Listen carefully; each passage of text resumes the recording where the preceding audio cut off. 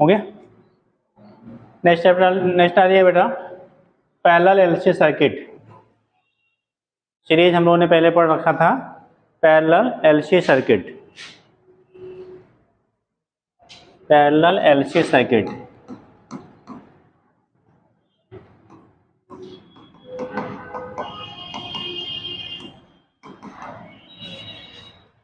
Parallel LC circuit.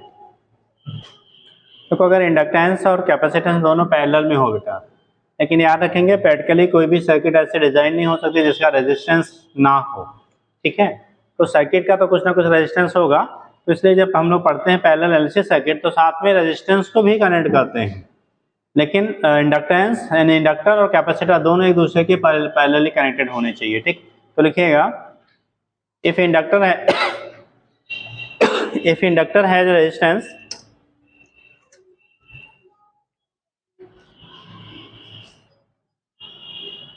if inductor has resistance R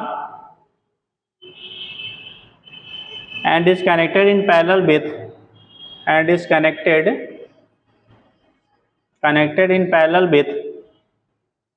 capacitor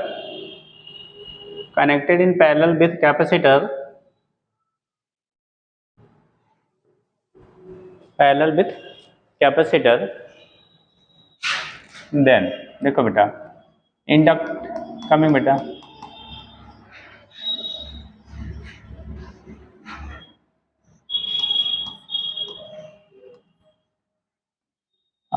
and C।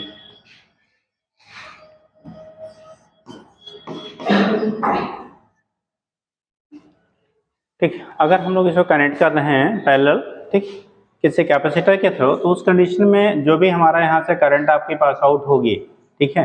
अब यहाँ inductance और capacitor, inductor और capacitor दोनों कैसे हैं, म्यूचुअली पैरेलल है, तो उस कंडीशन में पूछा जाता है कि जो आपका इम्पीडेंस होगा या रेजोनेंस फ्रीक्वेंसी क्या होगी वो फाइंड आउट करना होता है हमें। तो लिखिएगा जो डिस्कशन है वो रेजोनेंस की कंडीशन में होगा।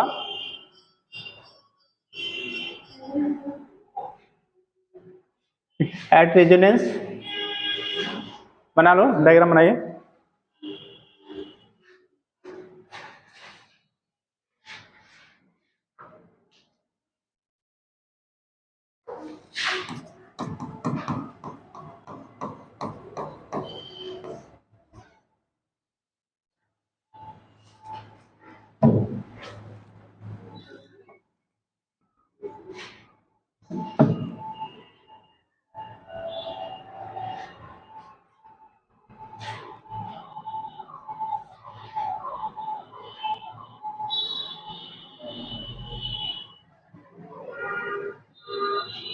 बन गया बेटा।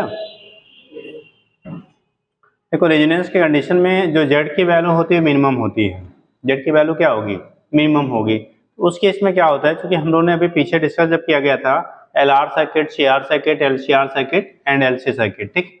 तो उस कंडीशन में क्या आपने देखा था इंडक्टेंस के थ्रू वोल्टेज लीड करता था, करंट लैग करता था, कैपेसिटर में करंट लीड करता था, वोल्टेज लैग करता था, और रेजिस्टेंस के थ्रू दोनों सेम फेज में होते थे, ठीक। तो कंडीशन यहाँ जो ले रहे हैं हम लोग, जो सर्किट हम लोग बनाया, ये रेजिस्टेंस इस इंडक्टर का यानी इंडक्टेंस जो इंडक्टर यूज किया गया उसके रेजिस्टेंस हमारा आर है। तो फिलहाल यहाँ दोनों कैसे हैं, सीरीज में कनेक्टेड हैं, ठीक, और वो उसके साथ में ये पैरेलल में कनेक्टेड है। तो जब हम लोग मिनिमम की कंडीशन बोलेंगे यानी कि जेड की वैल्यू रेजोनेंस पे कंडीशन में होगा, तो जेड की वैल्यू क्या होगी आपकी, मिनिमम होगी। और जब जेड की वैल्यू मिनिमम होगी तो उस केस में यानी कि जब वैल्यू आप लिखा रहे हैं जेड की वैल्यू अगर मिनिमम है तो जेड की वैल्यू मैक्सिमम होगी मिनिमम होगी, ये फिर से वैल्यू बता दो। रेजोनेंस पैरेलल कॉम्बिनेशन है तब जेड की वैल्यू क्या होगी,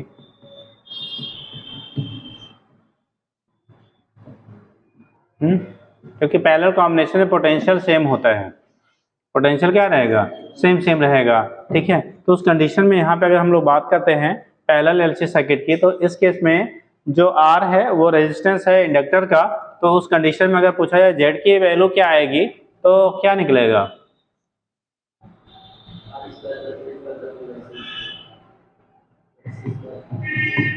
और लोग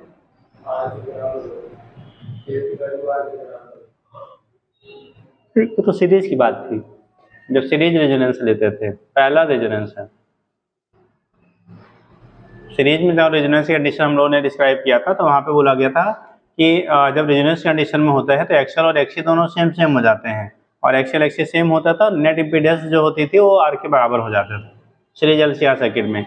यहाँ पे पैरेलल एलसी सर्किट की हम लोग बात कर रहे हैं, तो पैरेलल एलसी सर्किट में भी क्या वही फॉलो होगा या डिफरेंट होगा?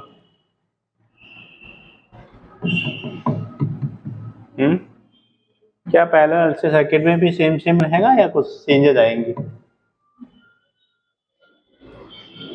तो यहाँ पे रिलेशंस बेटा बदल जाता है, लिख लीजिए एट रेजोनेंस लिखना इन पैरेलल एलसी सर्किट, ऊपर लिखा ही है ना पैरेलल सर्किट, देखिए at resonance impedance of circuit, impedance of circuit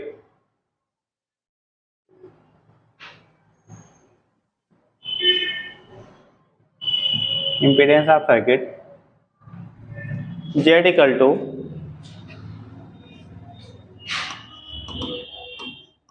L upon CR के बराबर होता है बेटा। यहाँ पे जो Z की वैल्यू होती है impedance upon capacitance into resistance L by CR। Next line से current through the circuit, current through the circuit, current through the circuit is minimum, is minimum. वहां पे मैक्सिमम होता था सीरीज में, पैरेलल में क्या होगा मिनिमम, और यहाँ Z की जो वैल्यू होती है ये यही मैक्स का लेना बेटा। जब रेजोनेंस पे होगा तो उस कंडीशन में पैरेलल कॉम्बिनेशन में Z की वैल्यू क्या हो जाती है आपकी मैक्सिमम हो जाती है, और सीरीज में कॉम्बिनेशन में क्या होता था आपका मिनिमम होता था। तो current in the circuit will भी क्या होगा आपका मिनिमम, और I इक्वल टू होता है V बाई क्या, हम लोग Z लेते थे तो V बाई क्या ले लेंगे आप Z के बराबर होगा। तो जब वैल्यू आप निकालोगे तो करंट की वैल्यू यहाँ पे आपकी आएगी मिनिमम, I की वैल्यू आएगी V बाई कितना Z, और V बाई Z की वैल्यू लिखोगे L बाई कितना है CR, CR ऊपर जाएगा V इंटू CR अपान, अगर मैक्सिमम करेंगे उस कंडीशन में तो अगर इससे V0 दिखाओगे तो V0 CR बाई कितना हो जाएगा L के बराबर होगा। ये मिनिमम वैल्यू आप करंट होता है रेजोनेंस पे जब हम लोग बात करते हैं पैरेलल कॉम्बिनेशन का, और सीरीज कॉम्बिनेशन में जो होता मैक्सिमम वैल्यू आपकी होती थी। ठीक, तो याद रखिए दोनों में डिफरेंसेस हैं ये बेटा, नोट कर लीजिए।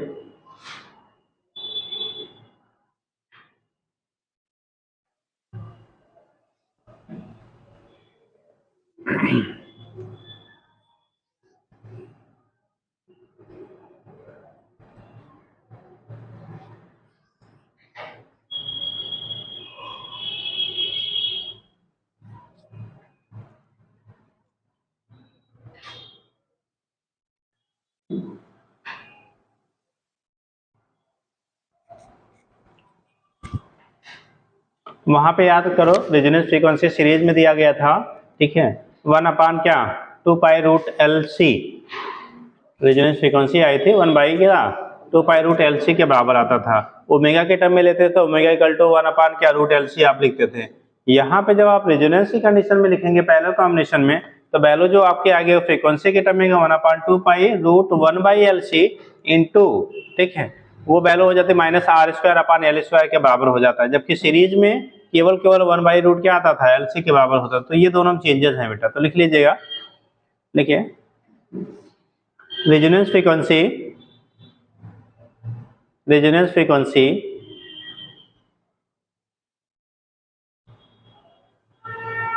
इन पैरेलल का, in parallel resonance, in parallel LC circuit, in parallel LC circuit is given by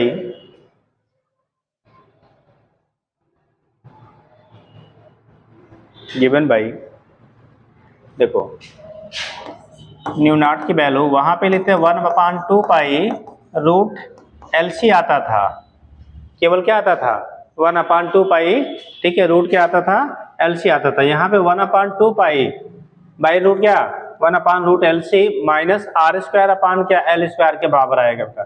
तो सीरीज और पैरेलल का ये डिफरेंसेस होते हैं।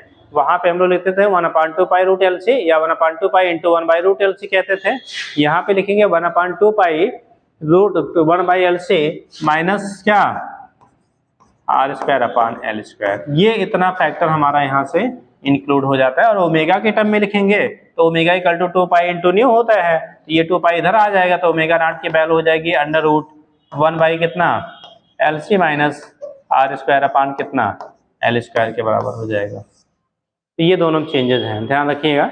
वैसे ज़्यादा अपने यहाँ सीरीज ही पूछी जाती है, बट कहीं अगर पैरेलल की बात आती है, पूछा गया है पैरेलल पे भी, तो पैरेलल पूछा जाएगा तो ध्यान रखेंगे आप। उल्टा होता है, वहाँ पे सीरीज में सीरीज की कंडीशन करते थे तो इम्पीडेंस की वैल्यू मिनिमम थी, करंट की वैल्यू मैक्सिमम मिलती थी, और वो ओमिक सर्किट जैसे बिहेव करने लगता था। ठीक, यहाँ पे जो कंडीशन होगी इम्पीडेंस की, यानी कि रेजोनेंस की कंडीशन में जो जेड होगा, इम्पीडेंस की वैल्यू मैक्सिमम होती, करंट की वैल्यू क्या हो जाती है, मिनिमम हो जाती है। तो उसका उल्टा है बेटा।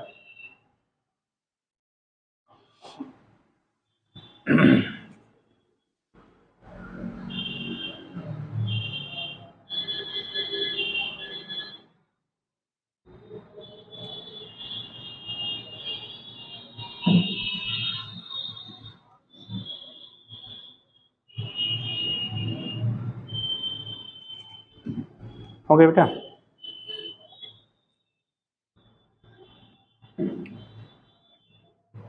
और बेसिकली हम लोग चूँकि ये जो रेजिस्टेंस है हम लोग लेते हैं ना, ये जो रेजिस्टेंस फैक्टर हमारा आ रहा है बेटा, ये इस इंडक्टर का ही रेजिस्टेंस है। तो इंडक्टर के रेजिस्टेंस की वैल्यू हम लोग जब क्या होता है, स्मॉल होती है, बहुत ज़्यादा नहीं होता है। भाई इंडक्टर कॉइल जिस मटेरियल का बनाया गया, जनरली हम लोग कापर का बनाते हैं, तो कापर वायर का वो रेजिस्टेंस है, जिस मटेरियल का बनाया गया है उसका वो क्या है, रेजिस्टेंस है, बाहर से कोई रेजिस्टेंस नहीं जोड़ा गया है। तो रेजिस्टेंस की वैल्यू इसलिए जो होती है वो स्मॉल रहती है, वैल्यू जो होता है वो कैसा रहता है आपका, स्मॉल होता है। तो यहाँ से हम लोग दिखा लेते हैं कि कैसे इसका यूज करेंगे। उसके बेस पे आपका दो चीजें बनती है, रेजोनेंस फ्रीक्वेंसी क्या होगी, इस पे जेड की वैल्यू क्या होगी और आई की वैल्यू क्या होगी, बाकी बहुत पुटअप नहीं होता है। ठीक,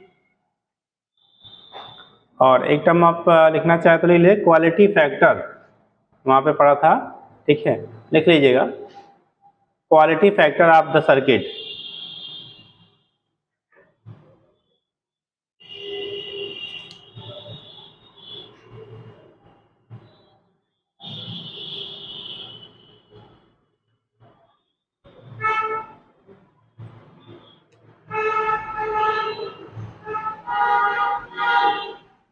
जो क्वालिटी फैक्टर होता है सर्किट का बेटा 1/CR ओमेगा के बराबर होता है, ओमेगा नॉट। तो ओमेगा नॉट की जगह पे जो वैल्यू हमारी आई है, यही वाली वैल्यू हम लोग पुट कर लेते हैं। तो quality factor of the circuit होगा, इसे क्यू फैक्टर क्या लिखें, बिना चेंज के कैसे चेंज हो रहा है बेटा,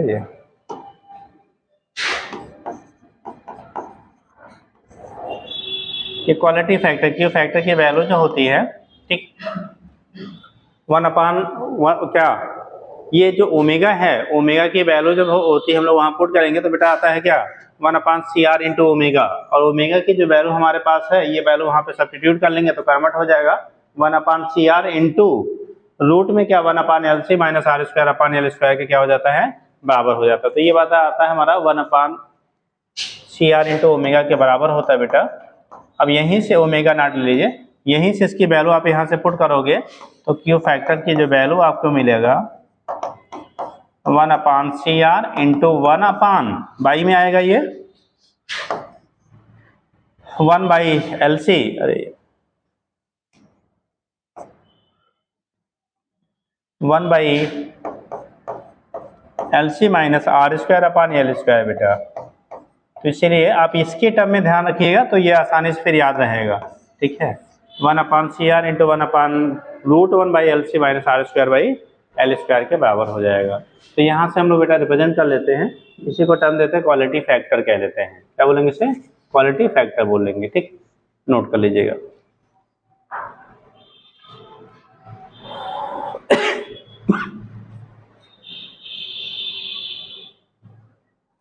अब अगर आइडियल इंडक्टर लिया जाए, जब बेटा आइडियल इंडक्टर लोगे तो उस केस में उसके रेजिस्टेंस की वैल्यू क्या हो जाएगी, 0। और अगर रेजिस्टेंस की वैल्यू 0 है तो इसी क्वेश्चन को थोड़ा सा हम लोग क्या कर लेंगे, मॉडिफाई कर लेंगे, तो थोड़ा सा चेंज हो जाता है क्वेश्चन। तो अभी लिख लेंगे, यहाँ तो नोट कर लो, पहले तो बताएं।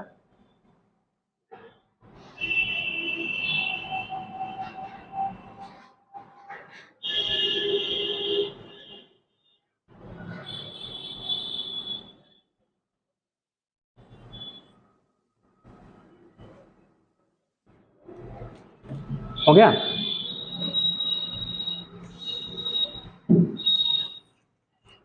नोट हो गया बेटा?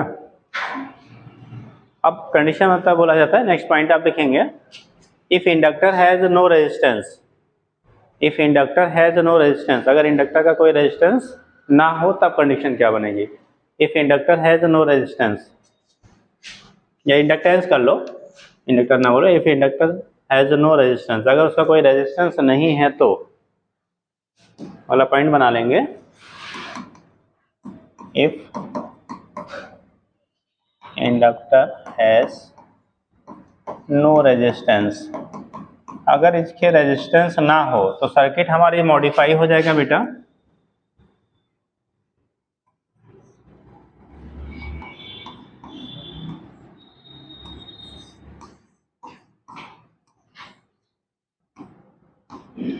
ठीक। अब यहाँ पे जब रेजिस्टेंस की कंडीशन होगा, ये क्या रेजोनेंस की कंडीशन में, तो ये दोनों आपस में एक्सएल और एक्सी बराबर होंगे, और बराबर होंगे तो जो करंट आपका यहाँ से आई जा रहा है बेटा ना, वही आपका यहाँ से मॉडिफाई, यानी क्या होगा, दोनों इक्वल इक्वल जाएंगे। अगर यहाँ से आई लेंगे तो यहाँ पे 2i आप ले लेंगे, मतलब दोनों में करंट की वैल्यू, या इसको ऐसे लिख लें, i/2 ना करके इसे हम लोग IL ले लो, और इसे क्या ले लो, IC ले लो, मतलब कैपेसिटर के थ्रू करंट जाने वाला और इंडक्टर के थ्रू जाने वाला करंट, ये रेजोनेंस की कंडीशन में दोनों सेम सेम हो जाएंगे।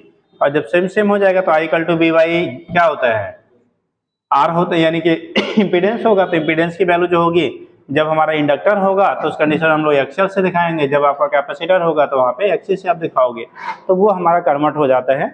तो डायग्राम बना लीजिएगा, अगर रेजिस्टेंस की वैल्यू इंडक्टर की 0 हो तो उस केस में प्योरली, अगर प्योरली क्या आइडियल इंडक्टर है तो उस केस में L और C दोनों एक दूसरे के पैरेलल होंगी, ठीक। L और C दोनों कैसे हो जाएंगे, एक दूसरे के पैरेलल हो जाएंगे बेटा।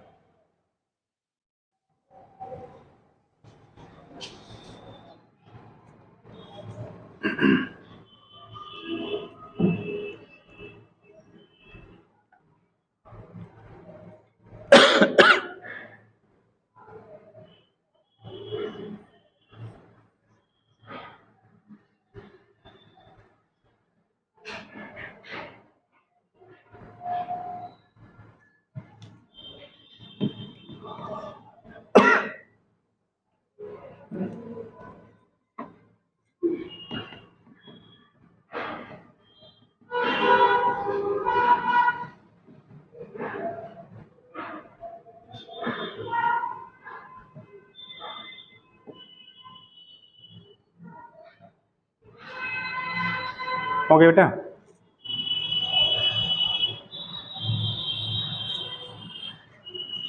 देखिए if inductor has no resistance, तो लिखिएगा if inductor is ideal, if inductor is ideal then R = क्या हो जाएगा, 0।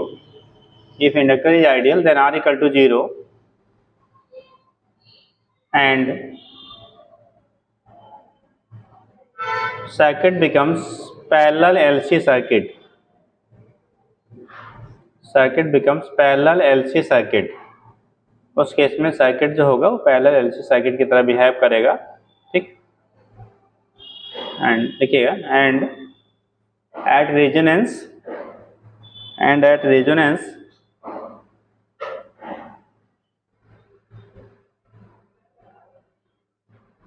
XL = XC,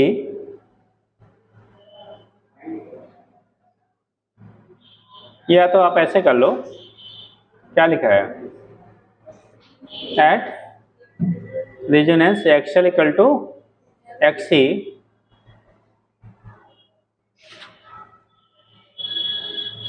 और XL और XC दोनों अगर आपस में बेटा बराबर होंगे तो उस केस में सर्किट में करंट की वैल्यू क्या आएगी,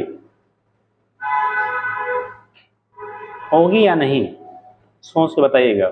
ऐसे कर लो, अगर XL और XC बराबर हैं, ठीक, तो हम लोग जब I निकालोगे तो IC की जो IL की जो वैल्यू होगी, ठीक,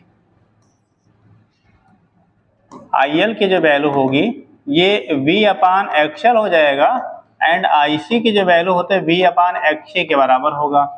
ये होगा V बाई XC। अगर आपका पोटेंशियल जो है V अप्लाई कर रहे हो या V नॉट के टर्म में लिखेंगे तो V नॉट ले लेंगे।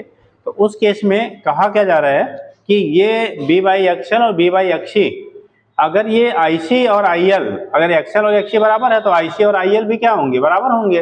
अब ये रेजोनेंस की कंडीशन में XL XC बराबर है, ये भी आपस में बराबर होंगे, that is IL equal to कितना, IC। अब ये दोनों बराबर है। अभी हम लोगों ने पीछे पढ़ा था बेटा कि जब, अब यहाँ थोड़ा चेंज करेंगे, ध्यान रखिएगा, जब हमारा लेते थे कैसा इंडक्टर, इंडक्टर के केस में वोल्टेज लीड करता था, करंट हमारा क्या करता था, लैग करता था। ठीक, वोल्टेज लीड करता था, करंट क्या करता था, लैग करता था। कैपेसिटर में करंट लीड करता था, वोल्टेज लैग करता था। अब जरा ध्यान देना, यहीं पे हम थोड़ा मॉडिफाई करेंगे। देखो, आप इंडक्टर के केस में BL लीड करता था और IL लैग करेगा। ठीक, कैपेसिटर के केस में IC लीड करेगा और BC लैग करेगा। समझा? अब कंडीशन क्या बनना है, IL और IC दोनों बराबर हैं, IL और IC दोनों बराबर हैं, तो नेट जो I की वैल्यू होगी, नेट I की जो वैल्यू आपको मिलेगा, जितना IL है उतना I है, तो क्या आ जाएगा, 0 आ जाता है। यानी कि प्योरली क्या, इंडक्टर, अगर कैपेसिटर और इंडक्टर दोनों प्योर हैं और दोनों एक दूसरे के पैरेलली जुड़े हुए हैं, तो रेजोनेंस की कंडीशन में रिजल्टेंट जो आपका करंट की वैल्यू होती है वो 0 हो जाती है, क्योंकि दोनों करंट केस में इंडक्टर और कैपेसिटर के थ्रू अपोजिट होते हैं, तो एक दूसरे को क्या कर जाते हैं, कैंसिल कर जाते हैं। तो रिजल्टेंट करंट रेजोनेंस की कंडीशन में क्या आ जाती है, 0 आ जाती है। तो ध्यान रखिएगा, सीरीज में मैक्सिमम होता था, अब पैरेलल में क्या हो गया, अगर आइडियल कंडीशन है तो 0 हो जा रहा है। ठीक, तो आप क्या लिखे हैं, आप बोलो, हो गया, XL इक्वल टू XC आ करके लिखो दिस, और दैट इज IL की वैल्यू जो होगी वो IC के क्या हो जाएगा, बराबर होगा। ठीक, तो यहाँ पे लिखिएगा, यहाँ तक नोट करो तो हम बोले स्टेटमेंट,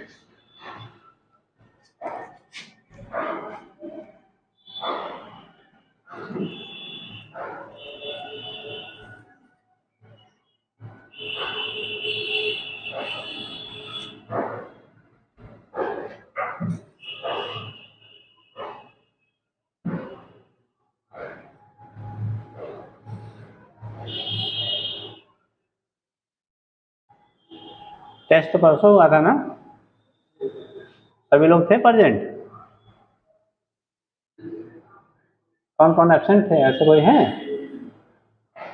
हाँ, देवेंद्र आए थे कि नहीं आए थे? टेस्ट नहीं छोड़ता, दुनिया भले छूट जाए। हाँ,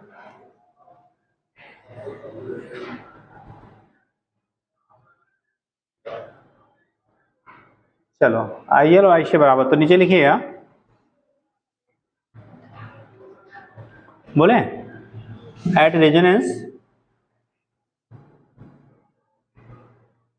at resonance current in the circuit, current I in the circuit, at resonance current I in the circuit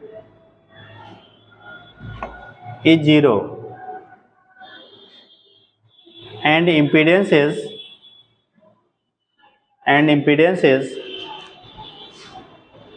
infinite। भाई करंट 0 होने का मतलब नेट इम्पीडेंस की वैल्यू क्या हो जाएगी, infinite, and impedance is infinite, current will be 0 and impedance is infinite. तो current की वैल्यू बेटा 0 हो जाता है और इम्पीडेंस की जो वैल्यू होती है वो क्या होती है आपकी, इनफाइनाइट हो जाती है। ठीक है, current will be 0 and impedance is infinite. ठीक, आप समझने के लिए बेटा इच्छा हो तो ऐसे बना लो तो चीज़ें क्लियर हो जाएंगी, क्योंकि हमारे दिमाग में हमेशा सीरीज वाला होता है। ठीक है, पैरेलल वाला बोर्ड में पढ़ाया नहीं जाता है, तो इसलिए कि पढ़े थे, कितने लोग पैरेलल पढ़ा था, नहीं पढ़े थे, से पढ़े थे, चलिए ठीक, कोई बात नहीं। अच्छा, सीरीज वाला कितने लोग पढ़े थे, हैं?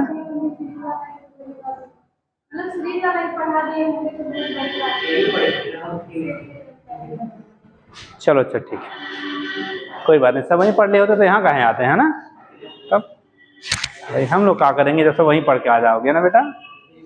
चलो ठीक, बना लो बेटा, नेट आई की वैल्यू क्या हो जाएगी, 0 हो जाएगी। ठीक, और इस कंडीशन में जो रेजोनेंस फ्रीक्वेंसी होगी बेटा सेम फ्रीक्वेंसी सेम वही मिलती है जो वहाँ मिलती है। तो लिख लीजिएगा, कहाँ था स्टेटमेंट लिख लिया था, इनफाइनाइट, ठीक। Net impedance of circuit is infinite, नीचे लिखिए and resonance frequency 1/2 pi root LC hertz. तो वैल्यू जो होगी रेजोनेंस फ्रीक्वेंसी की रिलेशन वही मिलता जो वहां पे मिला था।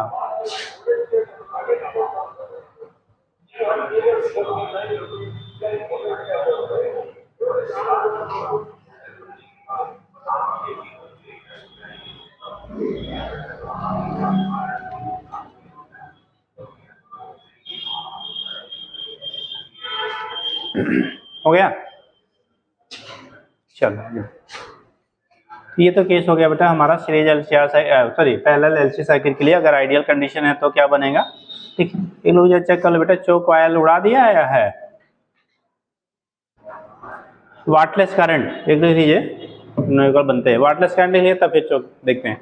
वाटलेस करंट ही नहीं करो, वाटलेस करंट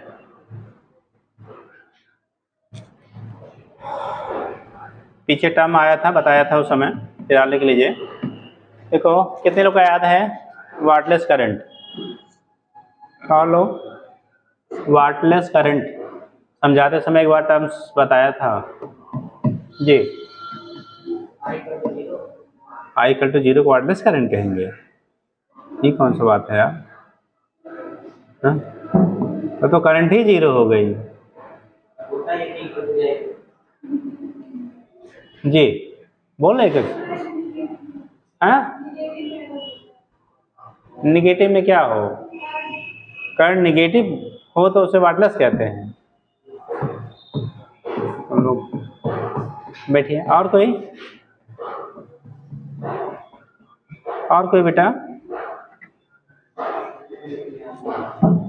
देखो जब हम लोग बात करते हैं बेटा कि अगर आपको जो सर्किट है उसका रेजिस्टेंस 0 हो, यानी उसमें या तो प्योरली इंडक्टर हो या तो प्योरली कैपेसिटर हो या तो दोनों हो, L और C दोनों हो, ठीक। ऐसे सर्किट में आपका पावर फैक्टर आपने एक टर्म पढ़ा था cos फाई, तो फेज डिफरेंस 90 होगा, और जब फेज डिफरेंस 90 होगा तो cos फाई की वैल्यू 0 होगी, यानी करंट तो वहां से पास आउट होगा बट पावर लॉस की जो वैल्यू होती है उसे 0 कहते हैं। पावर लॉस क्या होगा 0, यानी सर्किट में करंट तो जा रहा है बट पावर वहां से कोई लॉस नहीं हो रहा है। जब पावर लॉस नहीं होगा तो ऐसे करंट फ्लो होने वाले करंट को सर्किट में हम लोग वाटलेस करंट कहते हैं, ठीक है। दैट करंट, ठीक है, due to flow of which no power will be loss in the circuit and it occurs only when resistance of the circuit will be 0, ohmic resistance will be 0। R की value जब 0 होती है तो उस case में voltage और current के बीच में जो फेज डिफरेंस होता है बेटा वो π/2 होता है 90 डिग्री। और चूंकि हम लोग पावर फैक्टर पढ़ा था cos फाई, ठीक, या एवरेज पावर भी लेते थे Vrms × Irms × cos फाई आप पढ़ते थे, तो फाई की वैल्यू अगर 90 डिग्री है तो उस कंडीशन में क्या होगा 90 cos 90 की वैल्यू 0 से मल्टीप्लाई करें वो बराबर 0 हो जाएगा। तो कोई पावर लॉस नहीं हो रही सर्किट में करंट के फ्लो होने के बावजूद भी, तो ऐसे करंट को हम लोग वाटलेस करंट कहते हैं। याद रहेगा जी, मतलब अगर किसी सर्किट का ओमिक रेजिस्टेंस R की वैल्यू 0 है उस केस में ऐसे सर्किट से करंट पास आउट होने पे उस पर नेट पावर लॉस यानी पावर लॉस की जो वैल्यू होगी वो 0 होगी, उसी करंट को हम लोग कह लेते हैं वाटलेस करंट, ठीक। पक्का लिखो तो, if in an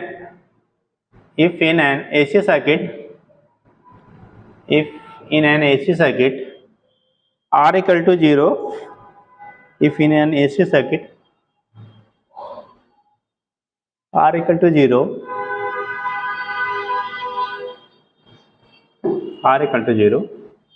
देखिए then cos phi equal to 0,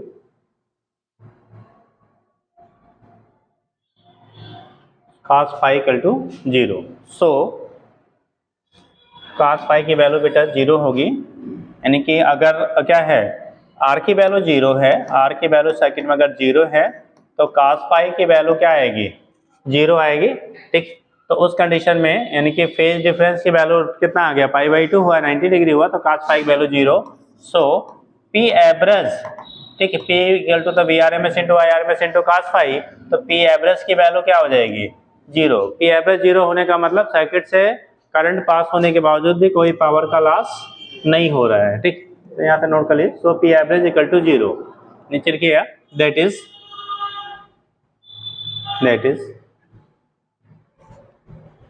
in resistance, उसी को रेजिस्टेंस लेस सर्किट कहते हैं, जिसमें रेजिस्टेंस ना हो, ठीक है।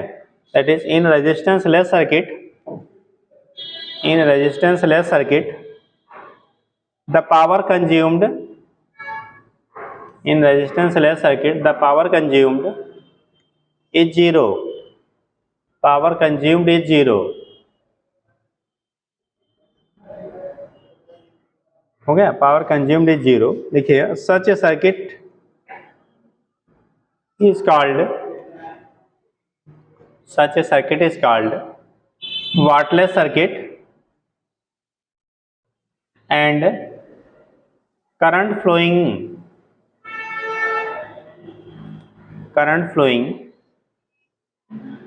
is called wattless current.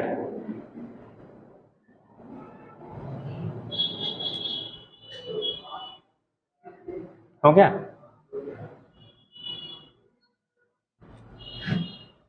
Current flow क्या लिखा बेटा, current flowing is called wattless current, क्योंकि पावर लॉस नहीं हो रहा है इसलिए उसे वाटलेस करंट कहते हैं, ठीक, याद आएगा। नीचे लिखिएगा, ऐसे पॉइंट एरो लगा के नोट कर लो, the average of wattless component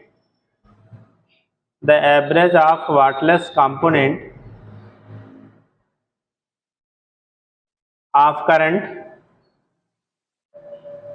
एक मिनट ऐसे लिख लो, फिर से जरा बोलो क्या लिखा है, the average of wattless component of current मत कर लो, द एवरेज ऑफ क्या wattless component over one cycle कर लो, एक साइकिल के लिए, over one cycle, wattless component over one cycle is 0, over one cycle is 0, over one cycle is 0, and next answer लिख लो, and amplitude of wattless current, amplitude of wattless current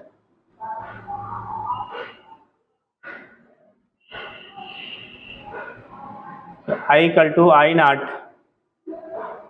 sine phi, amplitude of wattless current I equal to I naught sine phi, I equal to I naught into sine phi, I equal to I naught sine phi के बराबर होगा, I naught sine phi, ठीक। देखिए, and RMS value of wattless current, and next answer लिख लो, RMS value of wattless current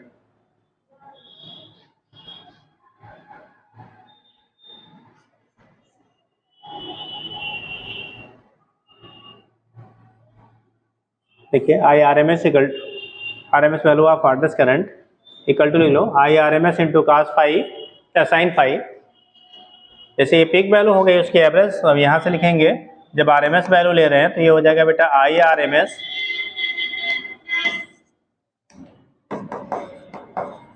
IRMS into sine phi, और RMS value आप जानते हो I नॉट बाई कितना होता है, √2 इंटू साइन फाई के बराबर होगा।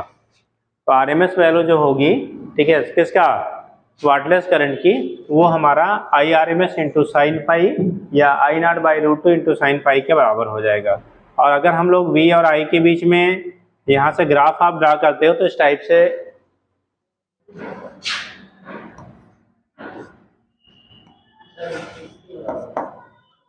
हाँ बेटा, ये तो हो गया था एवरेज वैल्यू हमारी क्या होगी, और RMS वैल्यू वाटलेस करंट की है, ये RMS value of wattless current, RMS value of wattless current की है ये बेटा,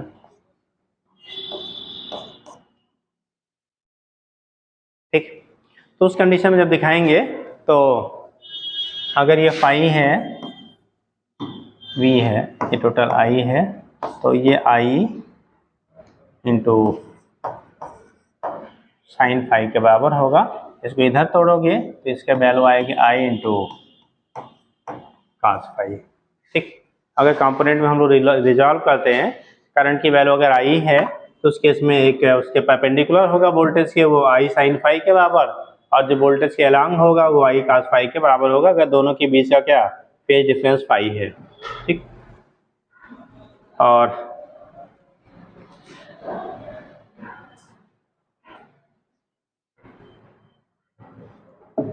एक बार बेटा सिलेबस जरा चेक कर लो, कुछ कॉयल रिमूव कर दिया कि बचा के रखा है, जरा सा देखो, शायद ये नहीं है, ये बहुत सारी चीज़ें लिखी नहीं है, फिर भी घुमा के क्वेश्चन पुट अप कर लेते हैं। भाई भूल गई, छूट गया, किसी है मोबाइल में है जी, जल्दी देखो, ये चेक करें, है बेटा?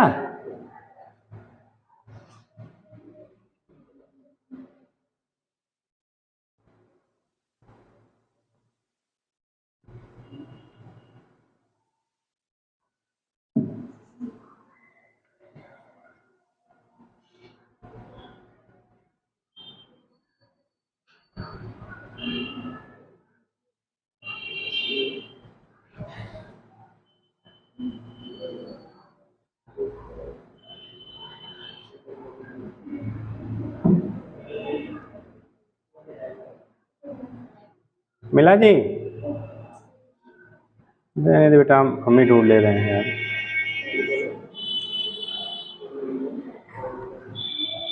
लेने दो, ढूंढ ले रहे हैं। हाँ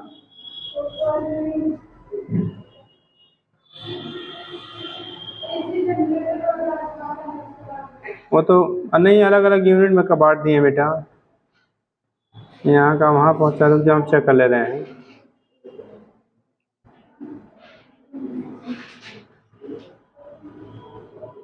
LCR circuit, resonance power, AC circuit, wireless current, generator transformer हम लोग पीछे ही पढ़ लिया था, इलेक्ट्रोमैग्नेटिक इंडक्शन में ही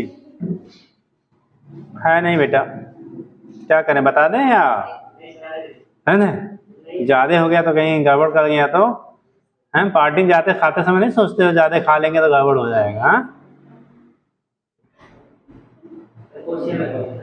हाँ क्वेश्चन नहीं लगाएंगे बेटा, नहीं है बेटा। चलो, कोई लाया है क्यों लाए हो? फोन से नहीं यार, आँख में दर्द होने, कौन सा बेटा? 36 ईयर वाला है, उसका 37 वाला है। हाँ हैं, कब से कब का है बेटा? 2023 तक तो है यार, एक साल नहीं है। तुम्हारा कब तक है बेटा? वही। कोई बात नहीं, कोई बात नहीं, चलो लिखो।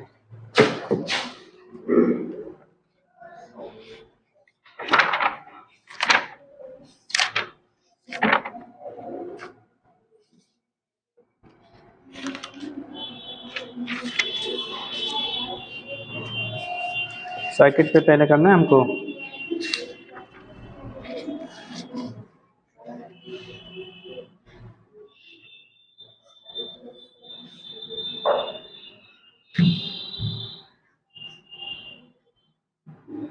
लिखो बेटा।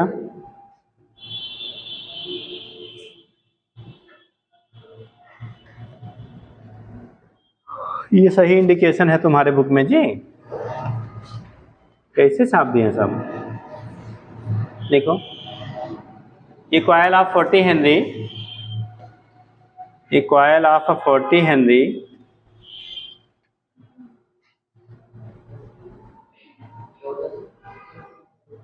चालीस 40 Henry inductance is connected in series, inductance is connected in series with a resistance of 8 ohm,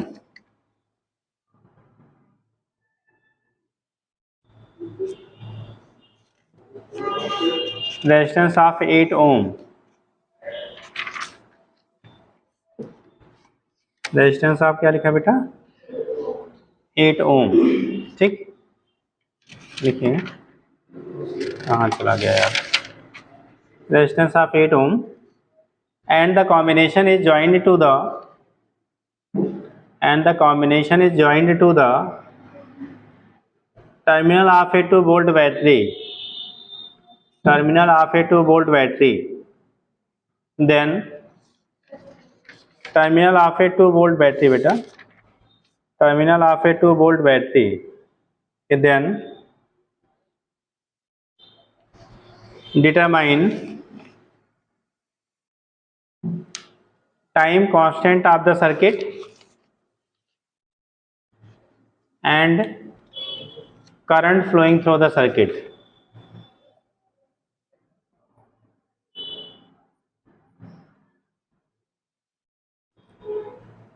आपको time constant tau equal to L by R बताया गया था। एल आर सर्किट का टाइम कांस्टेंट क्या आता था, tau equal to L by R, ठीक। तो अगर ना लिखे हो तो लिख लीजिएगा, एल आर सर्किट का जो टाइम कांस्टेंट टाउ होता है, टाउ की वैल्यू एल बाई आर के बराबर होता है, ठीक।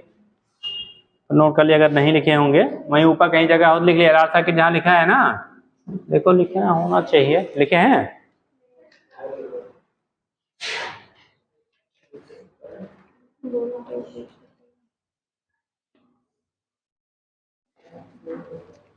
जहाँ वही जगह हो बेटा वहीं लिख लो, टाइम कांस्टेंट वही लिख लीजिएगा, एल आर सर्किट का एल बाई आर के बराबर होता है, टाइम कांस्टेंट की जो वैल्यू होती है एल बाई आर के क्या होगी, बराबर होता है।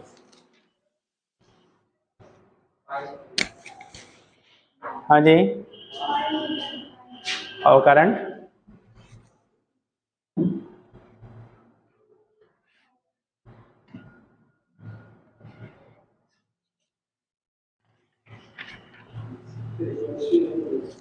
हाँ बेटा, हाँ नहीं दिया है, 50 हर्ट्ज ले लीजिएगा, फ्रीक्वेंसी ऐसी कि अपने यहाँ जो यूज होता है, नहीं अगर डाटा नहीं दिया गया है और क्वेश्चन में रिक्वायरमेंट है तो 50 हर्ट्ज आप लेंगे, ठीक। बाकी अगर जो दिया है वही रखेंगे, बट अगर नहीं दिया है तो हमेशा 50 हर्ट्ज लेते हैं।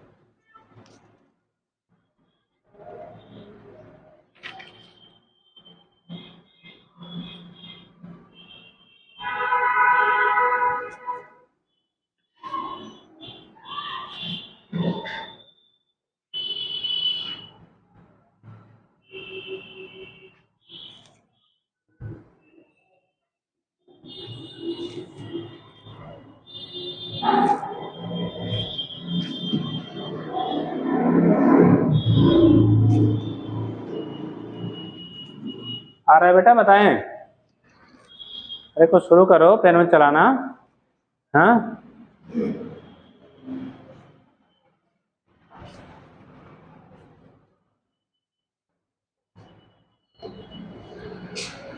पहला पार्ट आपने किया है टाइम कांस्टेंट,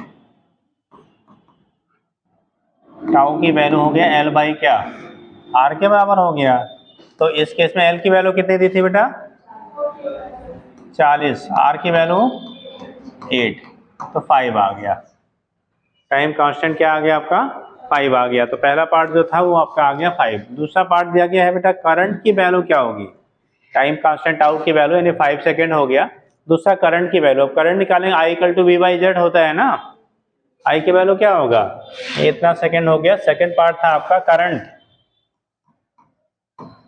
करंट की वैल्यू जो होगी, कभी कभी बहुत सुंदर लिखा जाता है ना, हाँ बूझो तो जाने, करंट जो होगा आई की वैल्यू वी बाई क्या होता है, जेड के बराबर होता है बेटा, ठीक। तो ये कंडीशन होगा वी बाई जेड, और जेड की जो वैल्यू होती है under root R square plus XL square, और एक्सएल की वैल्यू ओमेगा इंटू एल होगा, तो ये वैल्यू आ जाएगी V upon root R square, सीधे लिख रहे 4 pi square F square into L square, ठीक।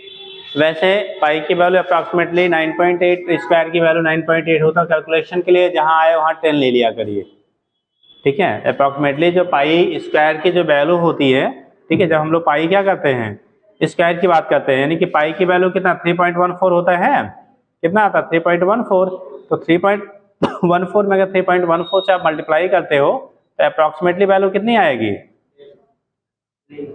9.859 आता है, ठीक है, लगभग 9.9। तो उसी को हम लोग कैलकुलेशन को सिंप्लीफाई करने के लिए 10 ले लेते हैं। ऐसे जगहों पे जहाँ पे यूज में आएगा वहाँ पे अप्रॉक्सीमेटली वैल्यू कितना ले लीजिए? 10। वैसे 9.85 होता है, बट जब कैलकुलेशन को थोड़ा इजी करने के लिए हम लोग उसे 10 ले लेते हैं। तो यहाँ पे जब करोगे तो देखो V की वैल्यू कितनी दी थी बेटा? 2 वोल्ट। रूट R की वैल्यू 8 ओम है, प्लस 4 इंटू, इसकी जगह पे 10 ले लेते हैं, फ्रीक्वेंसी आप 50 हर्ट्ज ले लीजिए, 50 इंटू 50 तो 2500 हो जाएगा, इंटू L की वैल्यू 40 तो 1600 हो गया। अब थोड़ा कैलकुलेशन लंबा होता है बेटा यहाँ पे, तो 2/√8 प्लस गुणा कर भाई कितना आता है? ज़्यादा लंबा हो रहा है, कैलकुलेट करिए। 4000 कैसे होगा जी? मल्टीप्लाई किसका है? 4 मान लो पावर है, उसको हम पावर के फॉर्म में 2 2 4 1 5 0 है 25 तो 100 25 हो गया 400, 2 0 बढ़ा लो 16 इंटू 10 टू पावर 2 2 4 5 2 7, ठीक, इतना आ रहा है।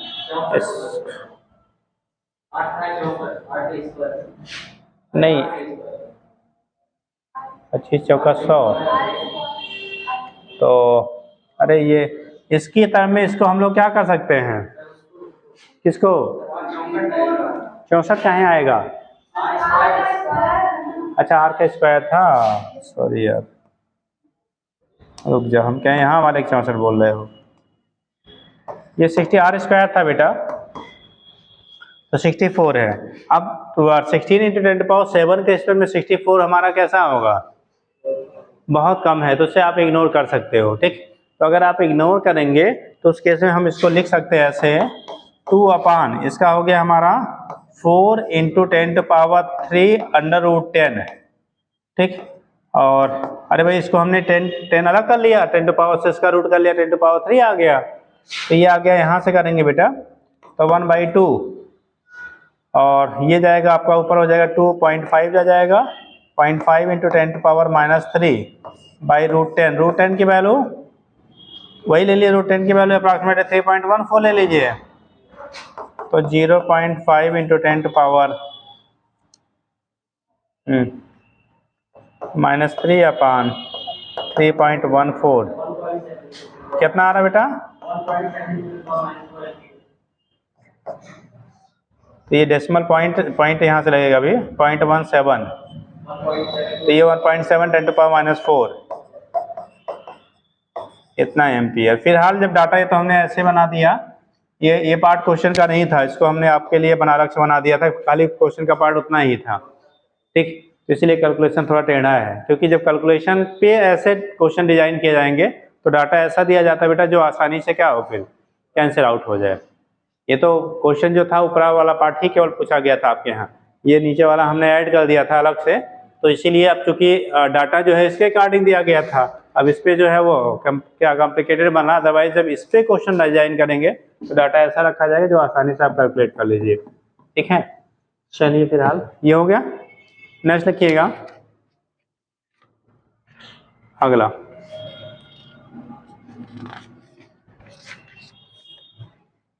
लिखिए the net impedance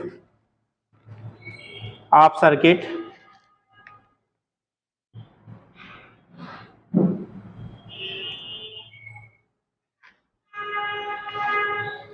net impedance of the circuit as shown in figure.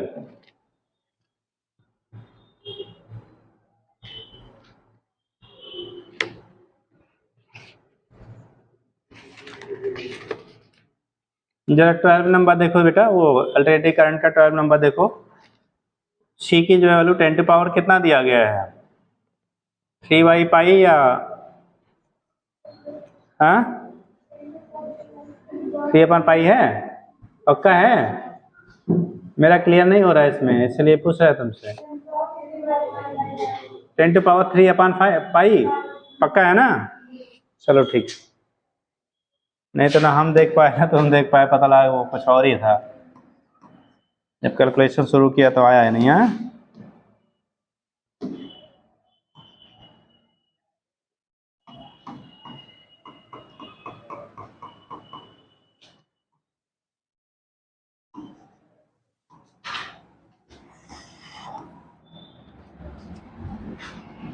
ये बेटा एल है, सी है, आर है। यहाँ से जो अप्लाइड वोल्टेज जो दिया गया है, क्वेश्चन आपका 2023 का है, अप्लाइड जो वोल्टेज की वैल्यू दी गई है वो 220 वोल्ट 50 हर्ट्ज है, और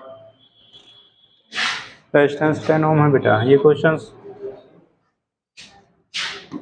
220 वोल्ट 50 हर्ट्ज का एसी सप्लाई दिया जा रहा है, और ये 50 अपान पाई, और इसकी वैल्यू 10 टू पावर 3 अपान पाई है, ये 10 ओम है। आपको निकालना है बेटा, ठीक है, क्या चीज़, नेट इम्पीडेंस सर्किट की क्या होगी। The net impedance of circuit as shown in the figure, Z की वैल्यू निकालनी है। सी की value 10 to power 3 upon pi. अच्छा, यहाँ भी नहीं दिख रहा है, रुक जा बेटा, 10 टू पावर 3 अपान पाई है बेटा ओम, ठीक।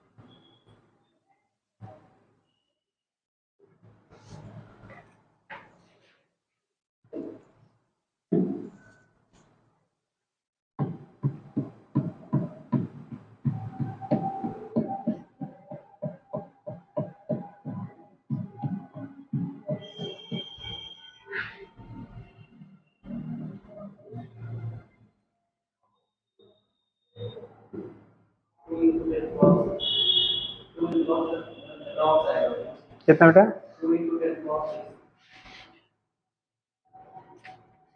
नहीं यार, इम्पीडेंस पूछा है आपका, डाटा यहाँ आए हुए डाटा से बहुत अलग है। अगेन ट्राई, और होगा, हाँ कितना, 900, ना 900 आया ना 900 आया, कैसे लगा यार, ये तो डाटा आया हुआ है तो इतना लंबा कैसा होगा। बेट देख देख बेटा, 10 to 3 ही है ना। हाँ भाई, मुझे नहीं इसमें क्लियरली दिख रहा है, अब लगता है चश्मा लगाना पड़ेगा। हाँ 10 टू पावर 3 है 10 टू पावर 5 है पक्का? तो चलो ठीक है, हम सब चेक करते हैं।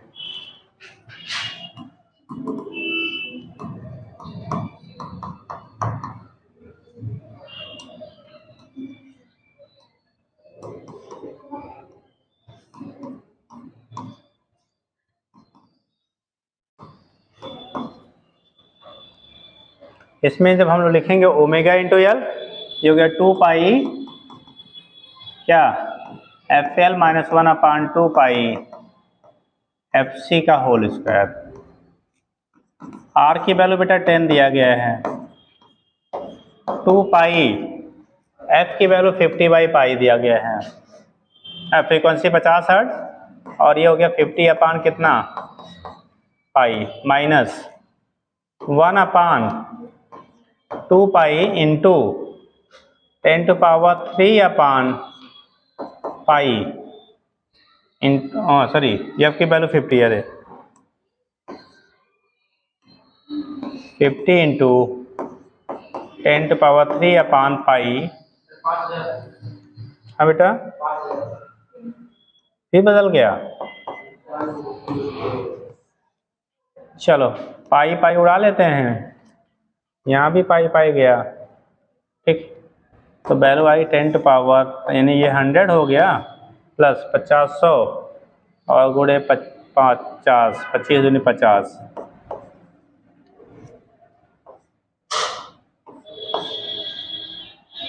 50 दूनी 100 और ये 10 टू पावर 5 10 टू पावर ऊपर हो जाएगा माइनस कितना, ये माइनस तो नहीं है बेटा, देख लेना भाई, तो कैलकुलेशन बहुत टेढ़ा मेढ़ा होगा और देख तो रहा 3 ही बेटा। अरे यार ये रुक जाओ यूनिट अलग है यार, मिली हेनरी है माइक्रोफैराड है, ये गड़बड़ हो गया यार, ये एल की वैल्यू दी है ना, millihenry and microfarad है, सब गड़बड़ सड़बड़ हो गया। अच्छा कोई बात नहीं,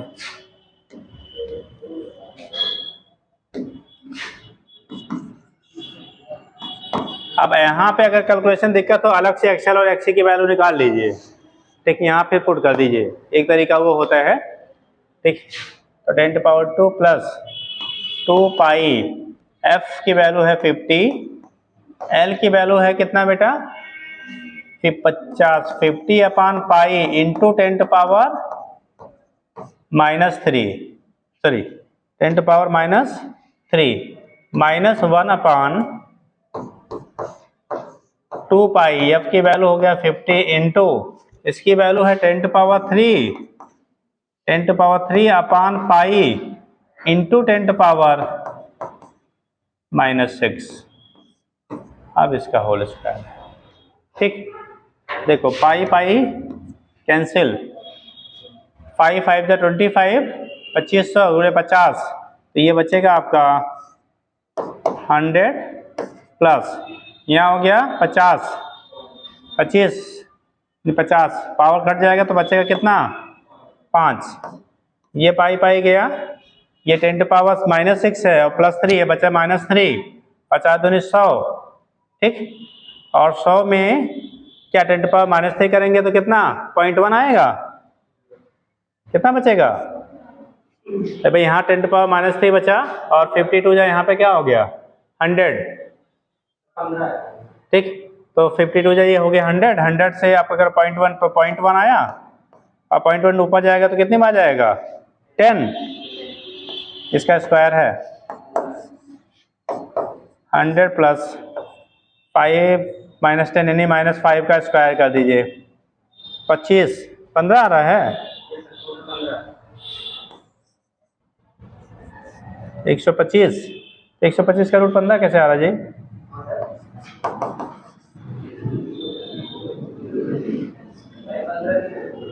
हाँ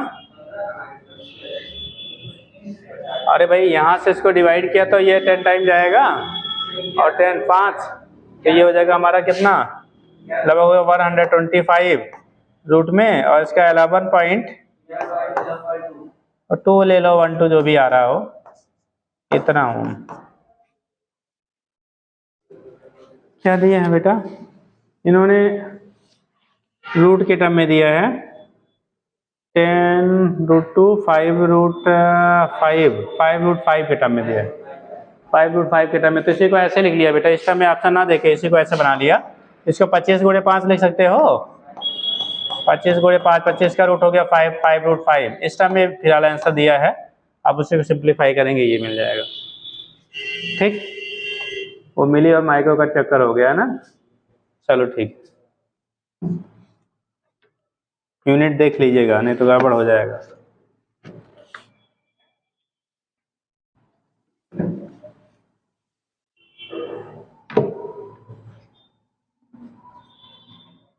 नेक्स्ट लिखिएगा,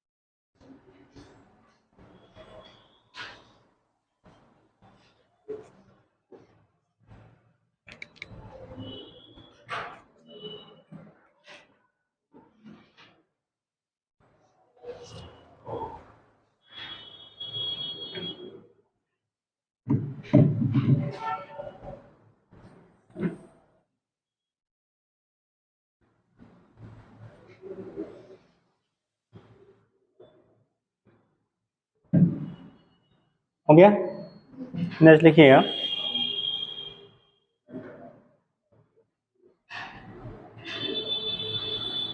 ऐसे थ्योरेटिकल क्वेश्चन बता दीजिए, लिखने की जरूरत नहीं है। 220 का आपका है 202022। The peak value of the AC source is equal to, peak value of AC source is equal to, यानी पीक वैल्यू जो एसी सोर्स है उसकी वैल्यू कितनी होती है। पहला है the value of voltage apply to the circuit, जो सर्किट में वोल्टेज हम अप्लाई करेंगे उसके बराबर होगा। दूसरा RMS value of the source, जो सोर्स है उसकी आरएमएस वैल्यू के बराबर होगा पीक वैल्यू। तीसरा √2 times the RMS value of the source, √2 times of the RMS value of AC source. चौथा है 1/√2 times of the RMS value of AC source. कितना, सी वाला, I R M S equal to I0/√2, अभी कहीं question में आया था। ठीक, इसका मतलब I0 पीक वैल्यू कहलाता है, तो I0 की वैल्यू कितनी हो गई, क्रॉस मल्टीप्लाई कर दो, IRMS इंटू √2, याद रहेगा। 222 का क्वेश्चन था बेटा। अगला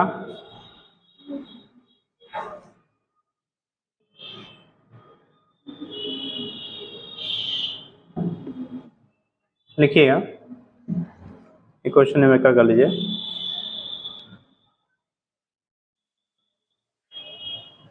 In a series LCR circuit,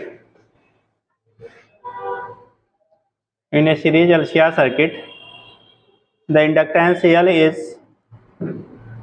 series LCR circuit, the inductance L is 10 millihenry, inductance L is 10 millihenry, inductance की वैल्यू बेटा 10 मिलीहेनरी के बराबर है। Capacitance C is 1 microfarad, C is 1 microfarad and resistance R is 100 ohm, resistance R is 100 ohm।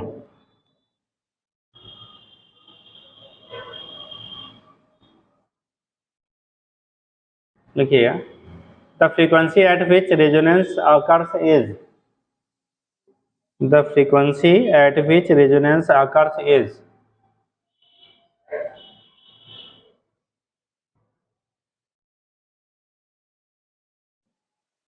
frequency at which resonance occurs is,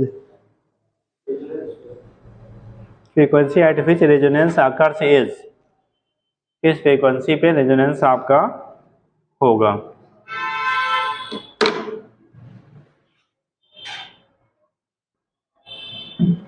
resonance frequency की value find करनी है।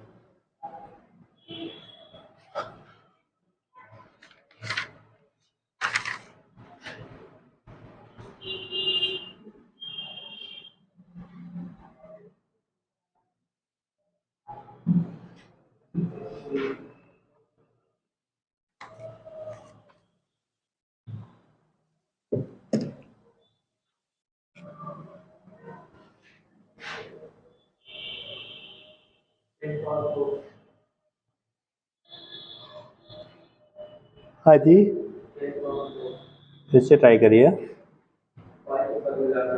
हाँ नहीं, डाटा फाइनली डिस्क्राइब करिए। 10⁴ आपका आ रहा है, एक बार चेक करिए, अभी बहुत कुछ डिफरेंसेस हैं। सीरीज एलसीआर सर्किट के लिए रेजोनेंस का फार्मूला क्या आया था? हाँ, सीरीज एलसीआर सर्किट में रेजोनेंस का फार्मूला क्या था?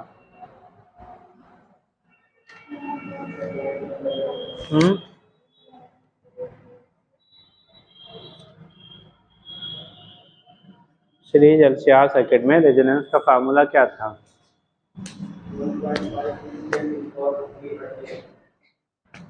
1.5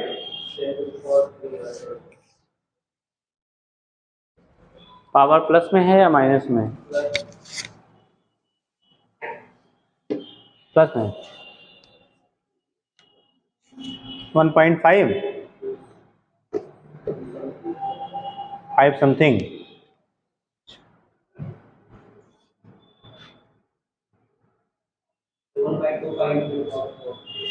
पाई नहीं साहब, सीधा सीधा निकालिए, डाटा दिया गया है।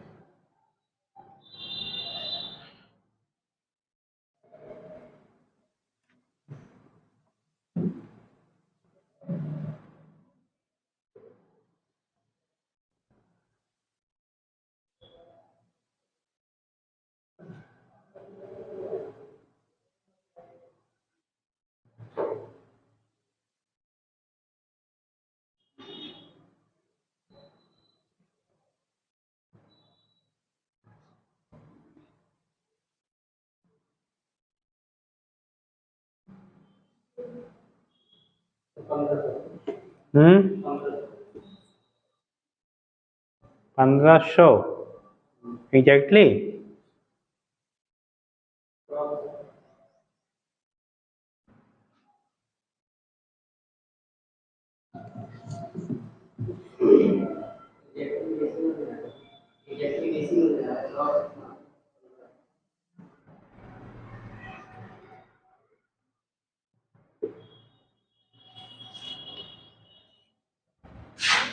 देखो, जैसे आजकल अक्सर ये देखा जाता है, बच्चा मोबाइल खोलता है और क्वेश्चन भी वहीं से क्या देख के स्क्रीन लगा लेता है, मतलब पेन कापी नहीं चलाता है ना, स्क्रीन पे ही क्या सलूशन देखा और उसको आ जाता है। लेकिन जब चलाना होता है तो पता लगता है कि क्या 2 सेकंड का क्वेश्चन में 2 मिनट लग रहा है। तो एग्जाम में क्या हुआ, सर आता तो सब था लेकिन सब छूट गया, कर ही नहीं पाए, है ना। तो इसलिए क्या इस पेन और इस कॉपी का खूब यूज़ करिए कैलकुलेशन के लिए, तब वहाँ पे फास्ट रिजल्ट आता है। नहीं तो आया तो सब लेकिन सब गायब हो गया, है ना। चलो देखो, बोला गया था बेटा क्या फाइंड आउट करना था रेजोनेंस फ्रीक्वेंसी। हम लोग ने कहा nu equal to 1/2 pi root LC, ये था 1/2 पाई 3.14। बोलो बेटा L की वैल्यू, L 10, अच्छा सही बोलना यार, माइक्रो है, मिली हेनरी, 10 × 10⁻³ और C की वैल्यू 1 माइक्रोफैराड 10⁻⁶।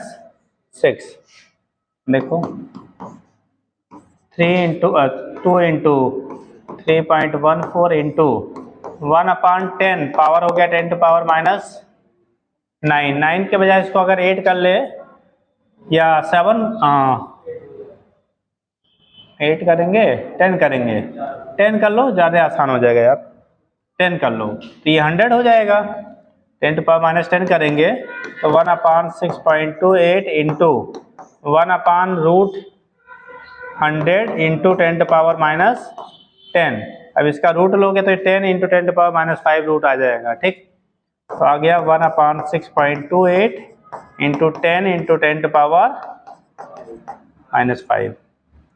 अब यहाँ से डिवाइड कर लो बेटा, तो इसको पावर को अगर आप मल्टीप्लाई 10 to power minus 4 बचेगा, और ये वैल्यू जो हमारी आएगी कितनी हो जाएगी, 6 से 6 1 जा 6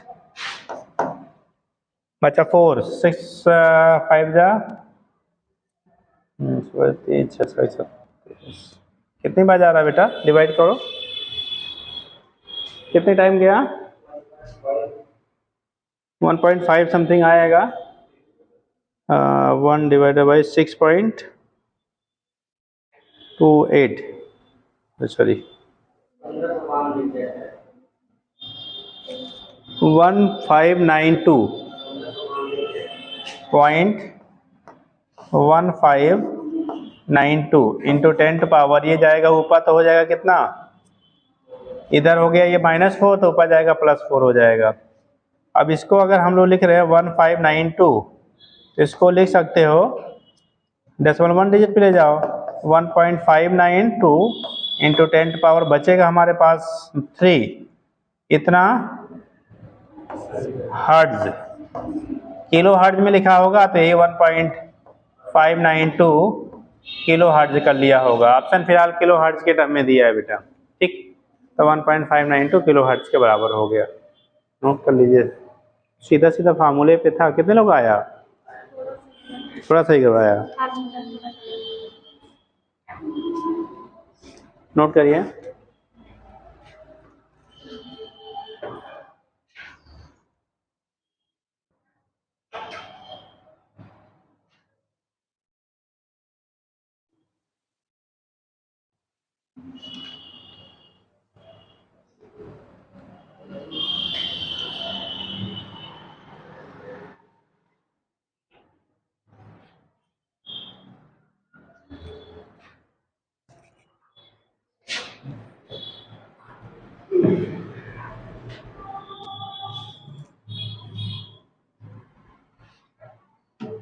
हो गया,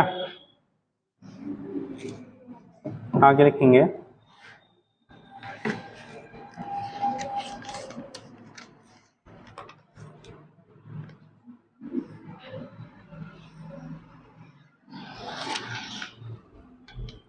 आधे घंटे लिखने,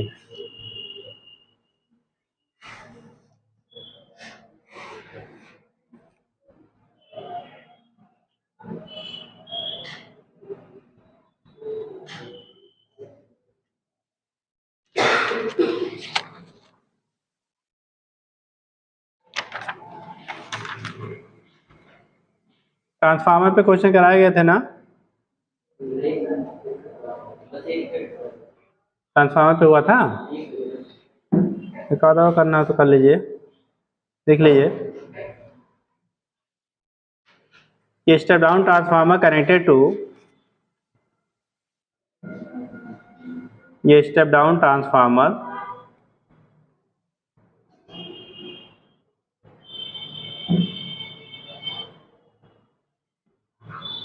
connected to an AC main supply of, connected to an AC main supply of 220 volt, 220 volt, AC main supply of 220 volt is made to operate at, is made to operate at, made to operate at 11 volt, 11 volt, 44 watt lamp, 11 volt 44 watt lamp।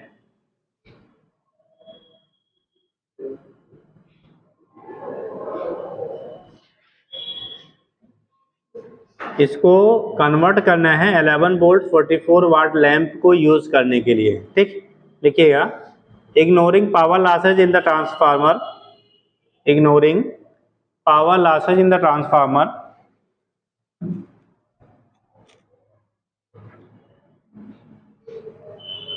What is the current in the primary circuit?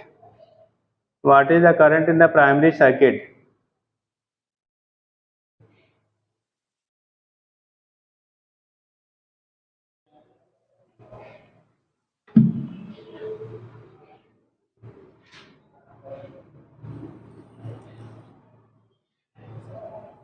What is the current in the primary circuit?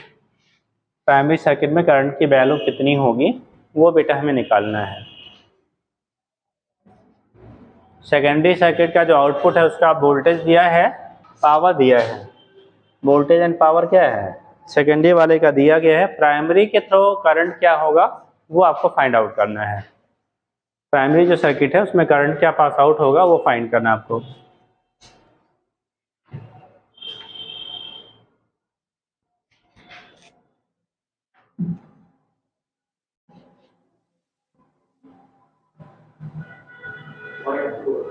हाँ, 0.2 ampere.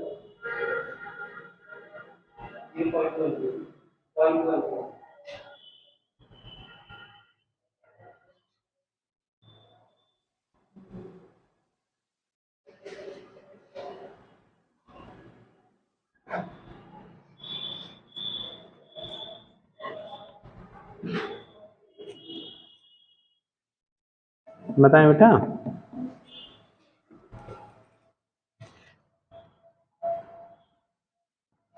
Form सबका भरा चुका है ना बेटा? NEET वाला form कितने लोग डाले? हाथ उठाओ। अरे कब डालेंगे? आज लास्ट डेट था। अरे कल था। हाँ, आज 8 है, 7 को ही था। हाँ, आप लोग भरे हो? कितने लोग भरे? हाथ उठाओ। आप नहीं भरे? क्यों? अरे सरकार को कुछ पैसा दे दिया करो यार। हाँ, 1700 रुपया मात्र है ना? ठीक। अरे भाई एग्जाम तो देना चाहिए ना। देखो कभी कभी बच्चों को लगता है ना कि हम जिस साल देंगे उसी साल क्या फाइनल सिलेक्शन लेंगे। ठीक, ये बोर्ड के लिए होता है कि हम देंगे तो ठीक। सिलेक्शन के लिए आपका आप जो प्रिपरेशन है, अगर आप फॉर्म डालेंगे हमेशा प्रिपरेशन का रेट जो होगा वो बढ़ जाएगा।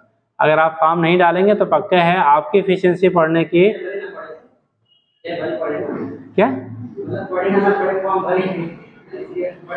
अगर आप अच्छा एग्जाम दिए हो ना बोर्ड का, एग्जाम जब आया था तब ज्यादा पढ़ रहे थे, एग्जाम के 8 महीने पहले ज्यादा पढ़ रहे थे जब आया था ना।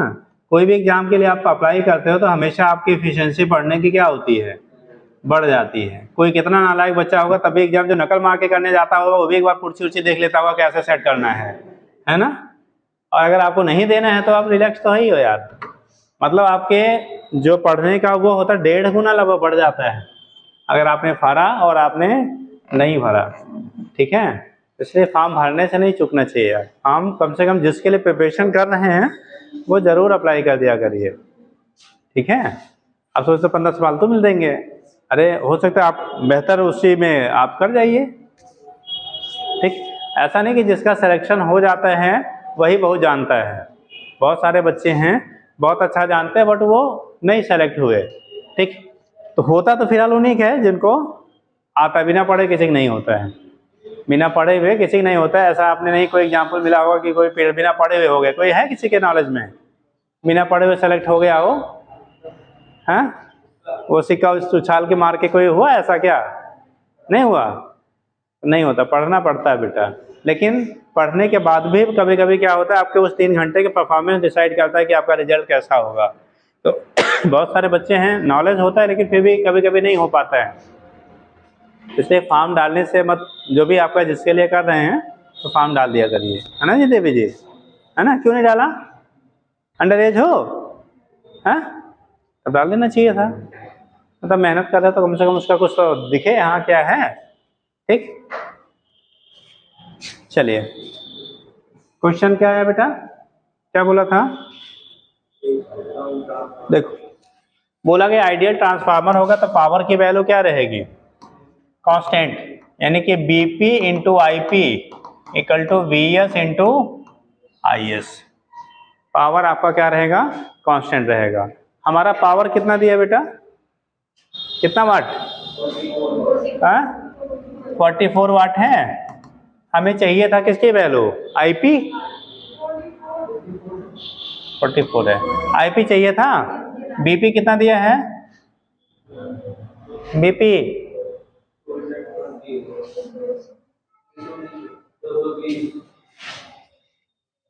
ये step down transformer is connected to an AC supply of 220 की 200, तो 200 लिखिए, 220 है, 220 वोल्ट, 220 आईपी चाहिए था ना, तो आईपी की वैल्यू हो गया बेटा 44/220, दो 12 11 से काट दो, 4/22 20 1 क्या 5 आ रहा जी, और डेसिमल पॉइंट 2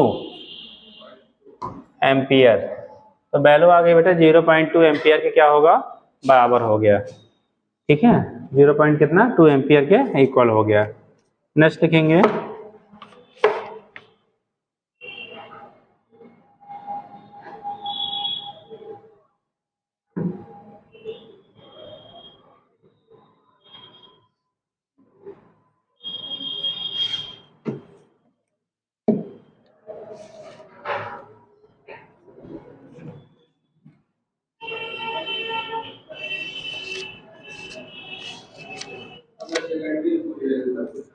हाँ बेटा आईएस निकालना, तो आपको क्या दिया है उसमें, बीएस दिया है ना, बीएस दिया है, तो इस वाले क्वेश्चन के इस पार्ट को यूज कर लेना, आईएस मिल जाएगा। अगर आईएस पूछा होता बेटा तो आपको पावर दिया, पावर तो आपको क्या आइडियल ट्रांसफार्मर है, कांस्टेंट रहेगा, तो बीएस इंटू आईएस वाला यूज कर लीजिए। ठीक, बीएस जो दिया है आपको, हाँ, जितना ऑपरेटिंग वोल्टेज दिया है वो बीएस कहलाएगा। ठीक, एक और लिख लो बेटा, 220 वोल्ट, नेक्स्ट लिखिएगा, ये 220 वोल्ट इनपुट इज, ये 220 volt input is supplied to a transformer, 220 volt input is supplied to a transformer,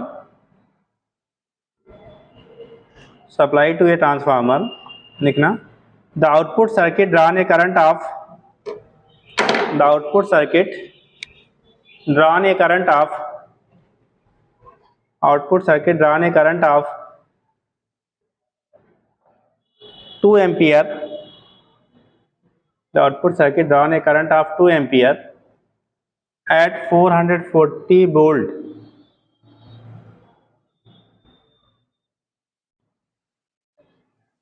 to ampere at 440 volt लिखिएगा। If the efficiency of transformer is, if the efficiency eta, efficiency of transformer is 80%, 80% हो गया, transformer is 80% लिखिएगा, then the current drawn by the, then the current drawn by the primary winding of transformer is, drawn by the, then the current drawn by the primary winding of transformer is, primary winding of transformer is,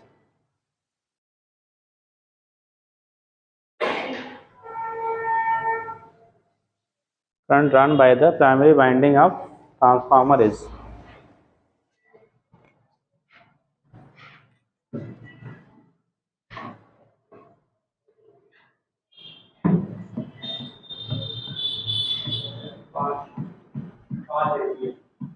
पाँच ampere.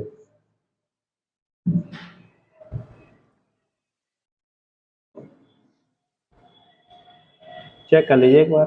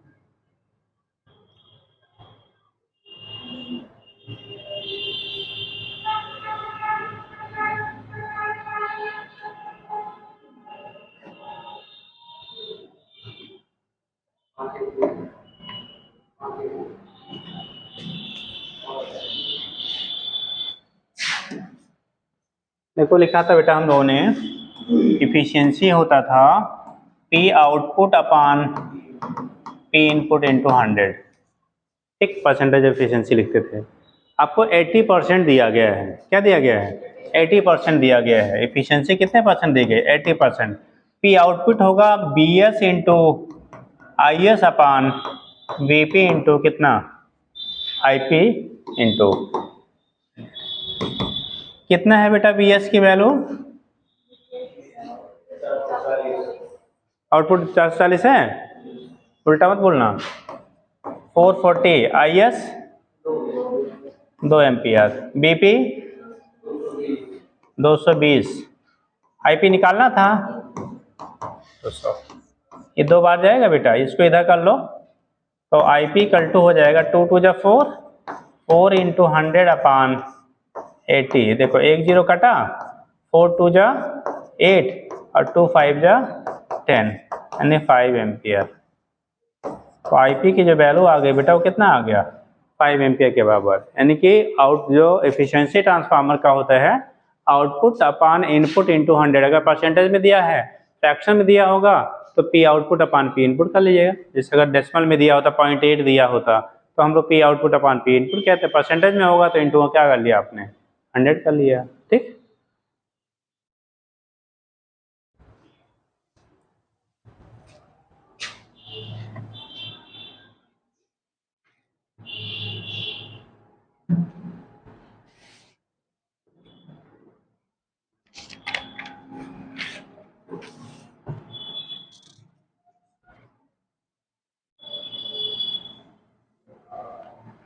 Time constant of C R circuit कितना होता है बेटा?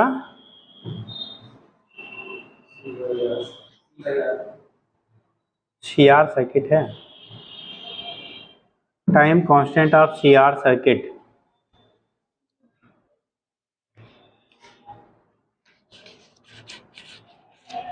L R नहीं है, C R है। Hello, time constant of C R circuit is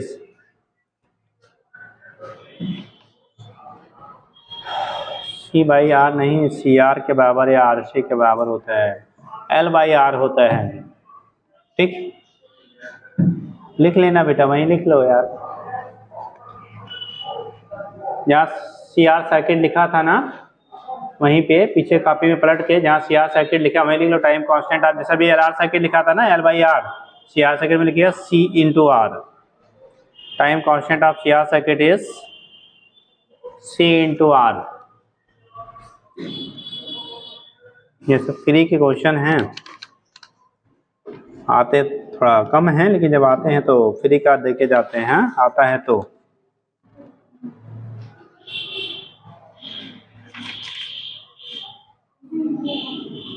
हो गया, चलिए अब कर डालिएगा बेटा, ये चैप्टर आपका हो गया कंप्लीट, ठीक। नेक्स्ट बचा है क्या? वेव, और पीछे कुछ और बचा है? पीछे और नहीं कुछ बचा था ना? चलिए अभी थोड़ा सा पढ़ के आइएगा। वेव वगैरह बेटा बोर्ड वगैरह में थोड़ा कम पढ़ा जाता है और इसलिए लोगों को कम आता भी है ना। जो नहीं पढ़ते वो नहीं आता है, हाँ? तो इसलिए थोड़ा पढ़ के आइएगा, ठीक। तो कल देखा जाता है, ठीक। चलिए।